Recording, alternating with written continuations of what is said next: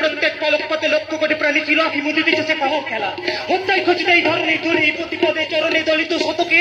তারা কি জীব নহে রক্তের অক্ষরে অবিশ্রাম রেখেছে মৃত্যু মহাকাল বিশ্বপক্ষ জীবের অনেক ইতিহাস হত্যা অরণ্যের মাঝে হত্যা লকারে হত্যা বেয়ঙ্গে নেড়ে কীটের গহ্বরে অগাধ সাগর চলে নির্মল আকাশে হত্যা জীবিকার করে হত্যা খেলার চলে হত্যা অকারণে হত্যা অনিচ্ছার পথে চলেছে শিখির বিশ্ব হত্যার কারণে প্রাণ পড়ে দীর্ঘস্থাতে